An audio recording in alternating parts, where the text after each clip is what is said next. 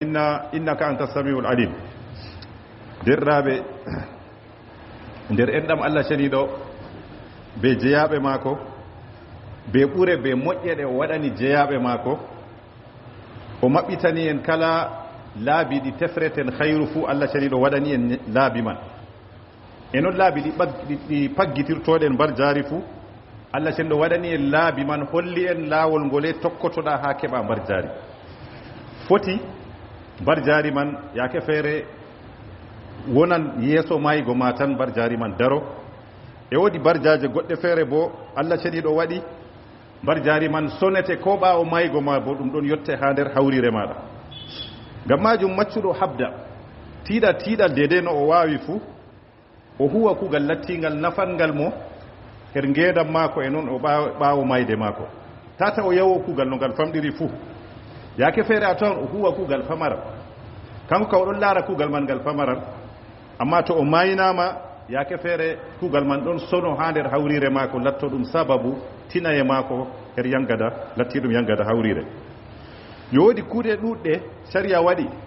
kanje man ɗo foti goɗɗe feere kuwaɗe ha nder ngendam ma ɗe kuuɗe man ɗe kaaɗa bana julgo ma suumago ma ɗo kam fu ɗon haaɗi dow ma to a maynama ɗum daroto amma woodi kuuɗe goɗɗe feere saria waɗi foti kuwa kuuɗe man ɗe pamare bo amma Allah cenɗo ɗo sona mbar jaari man ɓaawo mayde maɗa e to goɗɗo o maynama bo o yeloto kuugal bongal wara tawa mo ha hawrire maako amma to accay kuugal lattingal garangal sonotomo ha nder hawrire man walla goɗɗo waɗanimo du'a wala ko nafata mo wakkati to ɗo waali ha hawrire man sey ɗum ɗo man ngam majum kuuɗe goɗɗe feere ɗon bana cappiɗen nane aɗon ha waali ha hawrire ma ɗe ɗon jotte Allah cenɗo ɗon ɓamtire darja be maaje ko waɗi bo ngam iga a maayay a waɗi kuuɗe man lattiɗe a acciɗe kuuɗe man fuu woodi hadis Anas radiyallahu an annabijo moftani en ɗum annabijo sallllahu alayhi wa sallam wi kuuɗe jeeɗiɗi to goɗɗo o haɓiɗe o huwiɗe ha nder ngendam maako o gasɗiɗe ɓaawo maygo maako annabijo wi mbar jaari man ɗon dogga alhaali bo oɗon nder hawrire maako nder kuuɗe man annabijo limtani en jeɗɗi man ɗo aran man o wi on andinɗo andal walla bo goɗɗo doggini coofol walla bo goɗɗo o wasi ɓundu walla bo goɗɗo o tiggi lekki walla bo goɗɗo o mahi juulurde walla bo goɗɗo o ronni latti ɗum deftere walla bo goɗɗo o acci ɓinguel ɗon waɗanamo do'a yoɗo kuje jeeɗiɗi annabijo sallllahu alayhi wa sallam limti goɗɗo to o acci ɗum ha dow ngendam maako duniya o tabitini ɗum o gasni ɗum ɓaawa to o maayi ha nder hawrire maako mbar jaari man ɗo yettoyomo e kadi bo ko sembidinta hadisewol ɗo woodi hadisewol gongol bo hadis abi hurayra kangol bo imam ibnu maja fillingol annabijo sallllahu alayhi wa sallam wi ko hewteto muminijo latti ɗum kuuɗe boɗɗe walla bo mbar jaari ɓaawo mayde maako annabijo wi goɗɗo to andini andal o sankitingal walla bo o acci ɓiɗɗo boɗɗo ɗo waɗanamo do'a walla bo o ñiɓi juulurde walla bo o ñiɓi saare latti ɗum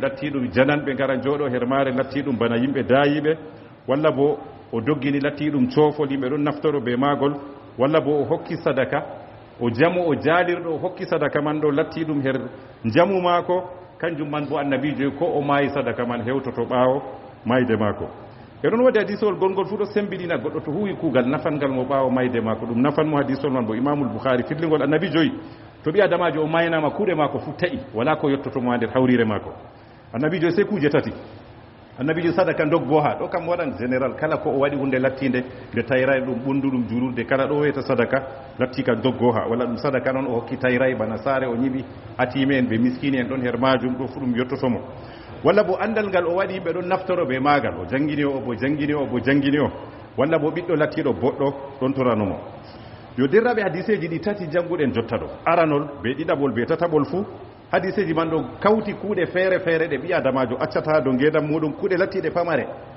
to lattake o laɓɓini anniya maako kam ɗum nafanmo latti ɗum ɓaawo mayde maako hunde arande fuɗɗiri a hadisewol ngola andal lattingal shar'inkewal ngal ɓi adamajo andini yimɓe man bo naftorake be maagal o andini o andini o ko waɗi ngal nafatamo bo ngam andal ɗum latti ɗum donu annabo en alayhimu salatu wassalam annabijo sallllahu alayhi wa sallam o wi ko moye to Allah cenɗo muyanimo hayru yiɗimo ha muyanamo hayru annabijo yi Allah ceniɗo famnamo latti ɗum diina o faama diina o anda diina to goɗɗo o faami diina o andi diina Allah cenɗo yiɗanimo hayru ko waɗi ɓe ɓurdi man bo ngam yimɓe andal ɗon kandito yimɓe ɗon kandito yimɓe latti ɗum aqida lattiga labga ɓe mbiye rew Allah tawat shirku tawat kaza ɓe ɗon kandita yimɓe her majum kanjum waɗi donnumana ɗo to ɗum ɗo tokkotiri ɗum tayrata to goɗo latti ɗum finditini yimɓe dow majum e noon bo yimɓe to jabti ɗon andina yimɓe dow majum e noon ɓe ɗon gurtina yimɓe nder latti ɗum ñiɓe keferaku ɓe ñiɓe sirkuji ɓe kandina ɗum ha latti ɗum tawhidi lattidi lamdi kanjum waɗi annabijo artiri haala andal e noon kadi bo modiɓɓe man ɓe ɗon gurtina latti ɗum yimɓe iga bid'aji cankitiɗi ɓe jara ɗum ha latti ɗum sunna latti ka labka ngam majum imam ahmad nde ɗon yewtana modiɓɓe o e nder darja modiɓɓe ɓe ɗon giina yimɓe latti ɗum ñiɓɓuɗum ɗo ɓe gattata ɗum laɓɗum e noon bo ɓe ɗon darɗi ɓe ɗon ewna yimɓe latti ɗum ɓe annora allah ceniɗo ɓe ɗon itta latti ɗum e salte gonɗe ha nder ɓiɓɓe adama en ɓe lattina ɗum ɓe kandito ɗum her kanda lattika labka e ɗon nasta nder majum wallitirgo lattiɗo fukaraɓe mana a woodi moyen a andi fukaraɓe ɓe ɓe ɗon janga ko larani haala diina aɗo wallita ɓe imma sodananɓe defte walla ɓe ɗon gara ñaama hama walla ɗum fu nasta nder wallitirgo gal jiya ko larani haala diina man ɓe noon holtingo ɓe pat nasta nder majum to lattake ɗum fukaraɓe cuklani e gal jiha man nasta nder wallitirgo gal jiha andal man yo kadi bo nder latti ɗum kuuɗe lattiɗe tedduɗe ɗe ɓi adamajo haɓata gasna ɓaawo mayde muɗum ɗum nafa ɗum ɓaawo andal wadgo sadaka ɓe yarnugo latti ɗum ndiyam her ɓen lattiɓe bukaɓe woodi hadisol Sa'd ibn Ubada o ƴamata ya rasulallah ayu sadaqati afdal sadaka e ɓurata wongo annabijo yi saqyul ma bi mana yarnugo goɗɗo ndiyam fotan ko londe accuɗa yolnde ma aɗon no waɗa ndiyam her maare foti a maynama yimɓe ɗon gara lowa mbar jaari man ɗo ɗon ya yettoyo ha hawrire maɗa na sey ɓunduka sey marɗo moyen han ka wala ko mbawata waɗi londe yimɓe ɗon gara jarra her maare yo ɗo annabijo ɗo ɓurata ɓurdu ɗum sadaka yo ɗum bo ɗum yettoto ɓi adamajo ɓaawo latti ɗum mayde muɗum sakata waɗi pompo yimɓe ɗon gara ñeeɗa ɓaawo maygo ma bo ɓe ɗon gara kutinira be majum kanjum bo ɗum ɓuran yettago ha hawrire e noon kadi bo nasta nder sadakaji man bana masalan wasgo ɓulli e noon yarnugo latti ɗum bahimeji ɓe colli ɓe latti ɗum gese en bolwi dow man nane woodi hadisul Abi Hurayra annabijo sallllahu alayhi wa sallam wi woodi goɗɗo feere ɗon yaha ɗon ka saati dow maako o jippi her ɓundu o jarir ndiyam ɓundu man ɓaawɗon o wurti o tawi rawandu ɗon laaha hakke saatugo ɗon ka rawandu man ɓaawɗon o hebbini her latti ɗum e kakel ni o hokki rawandu man yari ɓaawɗon o yetti Allah ceniɗo ɓaawo Allah cenɗo yetti kuugal maako man Allah cenɗo yafanimo zunubaji maako ɓaawɗon ɓe mbiyata ya rasulallah ɓaawɗon ɓe mbiyata annabijo sallllahu alayhi wa sallam jottar dabbaji ɗi min jarnata ɗo bo woodi mbar jaari her majum na ɓaawɗo annabijo fi kulli kabidin radbin ajr her kala marɗum hengre heccere fof heɓran mbar jaari be majum kala hunde imma waɗi ɓundu walla waɗi ndiyam noon hunde marde yonki ɗo wara yara her majum fuu annabijo heɓran mbar jaari be majum e noon kadi bo nder latti ɗum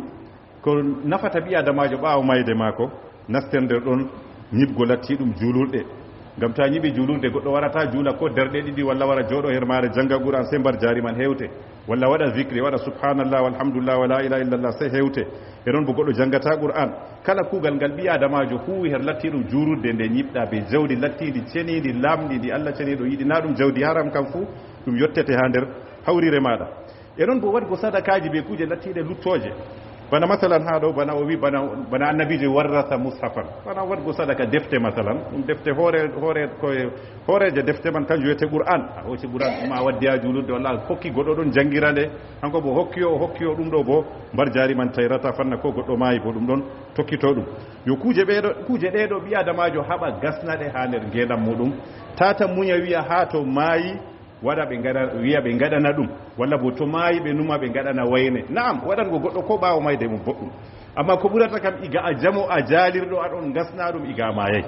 sokan hannde en giiɓe dala mari darja to a maynama wala numanɗoma sakkoma to a acci jawdi wala nder ɓinguel ma numante wiya babirawoɗo min gaɗanamo kaza min gaɗanamo kaza mo fu ɗo tappa calcule ji mum yiɗi ha waɗa haaje mum be ceede ma kanjum iga a mayay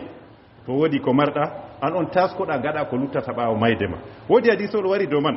annabijo sallllahu alayhi wa sallam hadisu Abi Hurayra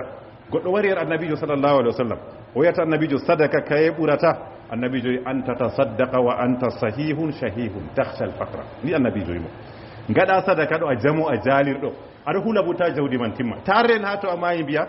ha ɓe gaɗane igan bo aɗo jogi jawdi man aɗo yiɗi ndi a yiɗandi timma ɗo annabijo nden sadaka man ka ɓurdata itta ha nder maari man gaɗa sadaka kuuje lattiɗe dontanɗe ma ɓaawo mayde ma man ɓaawɗo annabijo sallllahu alayhi wa sallam wi tata sabbitin wala tumhil tata wi sey annabijo yi ha to malaikajo wari nangima kono ndol mbiya law kana kaza la fa'altu kaza wa kaza to mi andino mi waɗanno kaza wakkati timmi diga jamu a jalirɗo aɗon heɓa aɗo fila aɗon nder keɓal ɗo nden gaɗata kuje lattiɗe luttoje ta aɗon rene mbiya ha to a nayi ha to a ɓaɗake maygo si girgal waɗa mbiya a waɗan kaza wa kaza annabijo wala ko ɗum nafata ɓawa ɗon nder ko nafata ɓi adamajo ɓawo mayde mako mawningo ɓikkon be lattigo neego ɓe needi lattidi ndi silama e noon bo elgo ɗo lattugo ƴomtugo ɓe dow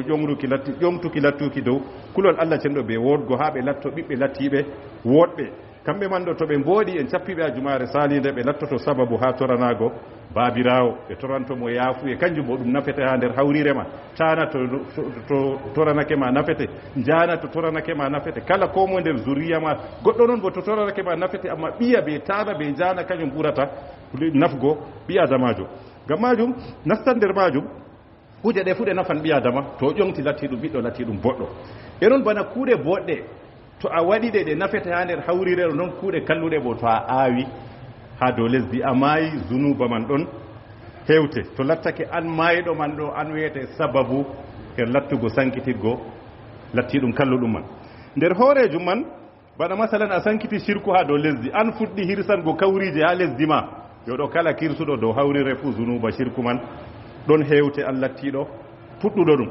walla bo an fuɗɗi maago hawrire ha lesdi ma a waɗi a mayi hawrire a waɗi nde kaaro a julɗo ɗon yimɓe andano ɗum yo yimɓe ngari jaktake ma mbi ɗum ala adaman bonga kañum ɗum karan ɗum ha saria kala nde goɗɗo waɗi ɗum fo an bo yangada man ɗon hewte ha nder hawrire ma walla hawrire ma ɓe puɗɗi ɗufago ha lesdi ma an bo to kala mayiɗo bo fu to ɓe ɗufake dow hawrire muɗum zunuba man ɗon hewte walla bo a maɓɓiti lattiɗum dammugal giya aɗon mari bar a hokki haya bar ha fattude ma ɗum saare ma ɗon giya julɓe jur hakke yiɗgo ceede imma o soora latti ɗum sippoɓe giya man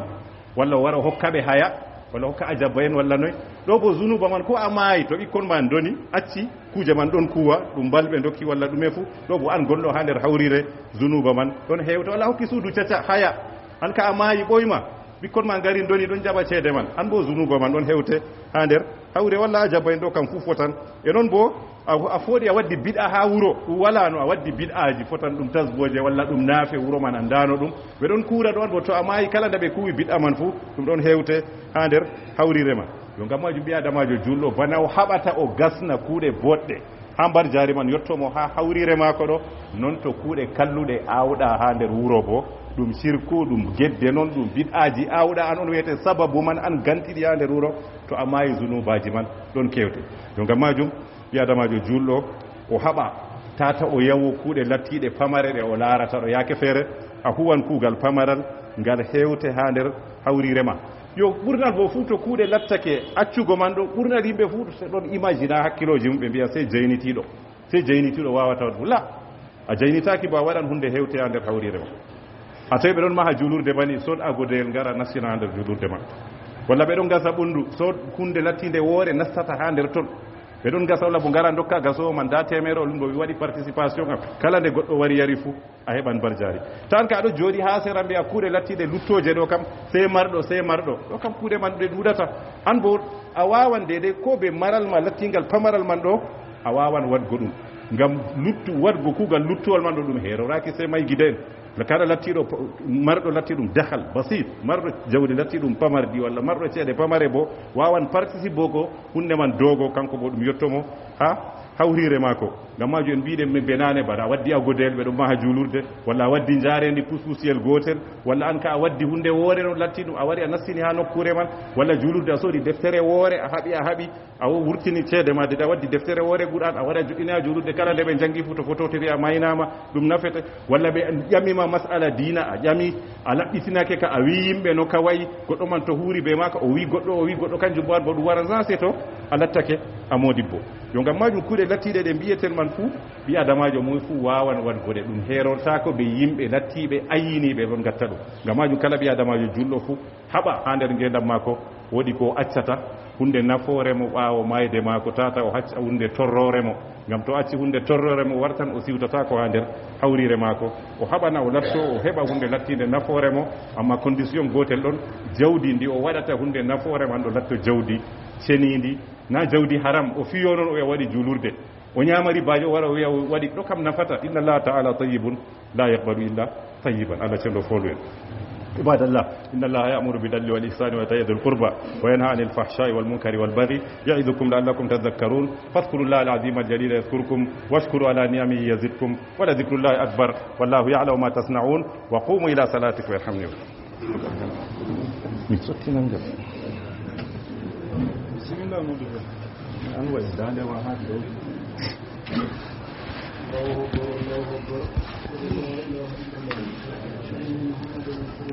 الله